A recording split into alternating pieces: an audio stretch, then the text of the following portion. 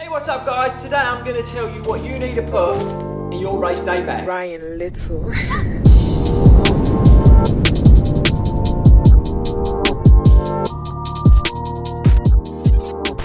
Hey guys, what's up? Welcome back to Fordy Runs. If this is your first time at Fordy Runs, smash that pink button down there that says subscribe on it. Go to our Facebook page and join the Fordy Runs running community, especially if you're running a marathon this year. And check out the description, there's loads of cool things and there'll be a link to everything that I'm mentioning today. Right, so it's coming up to race day. You've got to start thinking about getting organised and what you're going to take with you in your race day bag. I've got, 5 or 6 different things I think you need to put in that bag. So guys, in a big event, you're going to get a bag like this. This is one from the Vitality Big Half from this year, and if you're doing the London Marathon, you're going to get a similar size bag because it's by the same people who do both events. In there's a number, this is my number from there, and you stick it on there, and it's the same for the London Marathon. You put your number on there. Landmarks is the same, and there's a few other big events where you use these bags. Right, so the first item actually that I put in the bag is a bag. I actually take a rucksack and then put that inside the bag. Some events don't let you do this, but London Marathon, Big Half, things like that, they do let you put a bag within a bag. It fits quite nice actually. Just make sure you do get a rucksack that actually fits in. This one's pretty small, but the reason I like a rucksack is because it's got all the different compartments. So if I've got smaller items, and you'll see in a minute sort of stuff I'm talking about, it goes in a bit easier. I also like because I can pack it up nice and neat and things like that. The first kind of items, and they're the bulkiest items, are my change of clothes for afterwards. So nice soft pair of tracksuit bottoms and a top. Chances are you'll get a t-shirt, so you'll be okay. And then I've got my hoodie that I will wear on race morning that I will throw away, and that will go to charity, which is good. The other kind of bulky items that will be in the bag are umbrella, a little mini one, never know, just in case it's raining. Woolly hat, big one for afterwards, flip-flops, that's a good one to go in there, and your sunglasses. They're the sort of bulkier items that I would say that go in the rucksack, and then we get onto the sort of smaller stuff. Next up is a hat. You need a good hat or a visor. Keep the sun out of your face, keep the sun out of your eyes. Obviously I've got my sunglasses, but these are good. Visors are great because they soak up the sweat. Talking of soaking up the sweat, don't forget your sweatband. If you don't wear one, I wear a wristband, obviously pink one for the Fordy Runs. That's just nice to wipe your brow. I've got it here now, so I might as well talk about it. My flip belt. I wear that because I don't carry hydration with me. I take it out on course, but I can get all my gels or sweets or bars of whatever I'm currently fueling on at the time, gets my phone in there and stuff like that, and my valuables, which is important. And look how neatly that rolls up, and that'll go in my bag. It's all about condensing it and trying to keep the sort of stuff that you're putting in the bag as small and compact as possible. Stuff for after was like deodorant, baby wipes is a good one for afterwards actually. I've got them in my hand, so I might as well talk about them now. And they're diarrhea tablets. Imodium. Imodium's a good one.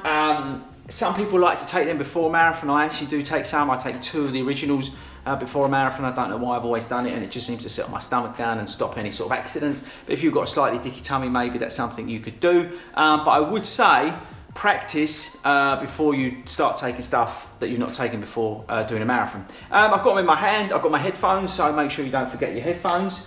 A good one to stick in your bag also is some KT tape or rock tape. Now you can use this for multiple different things, obviously taping yourself up for a start off, but if things break, taping stuff together, it's just useful. It's really funny, but I've used this for all sorts of random stuff. But stick some KT tape in there, it's always handy to have. Don't suggest taking these before a race, because obviously the liver and damage and stuff like that. But I always pack a pack of ibuprofen for afterwards if I'm dehydrated or something like that. Obviously I'll have some food, some hydration. But if I'm on the way home, a couple of hours after the race, I've got a headache. That's why I pack them. Tissues, I actually take a couple of packs of these, especially with the toilet situation and things like that. Always carry some tissues. And if you're doing marathons in the spring, chances are hay fever would be a nightmare. What else have we got here? Oh, plasters for afterwards, just in case we get some dreaded blisters. And that's also good for the KT tape.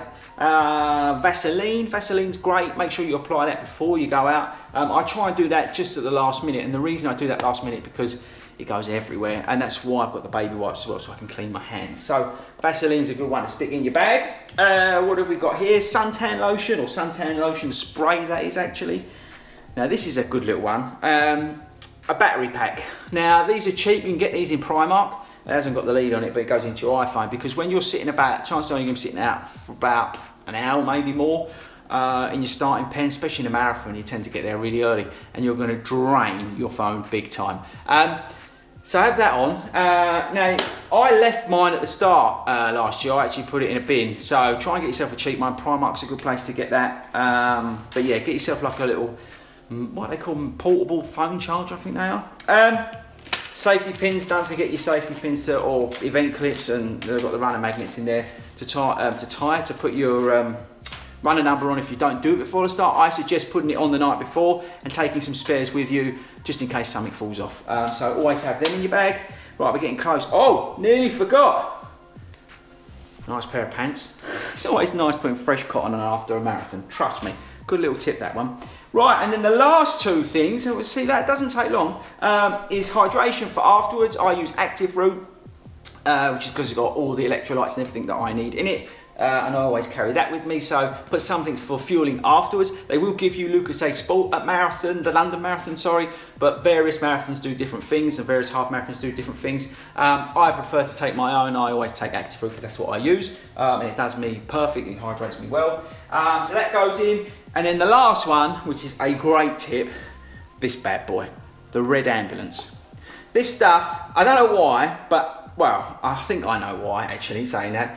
The amount of sugar, caffeine, and all the sort of naughty stuff in here, actually, if you're feeling pretty ill after a marathon, this stuff is the best stuff to drink, they recommend.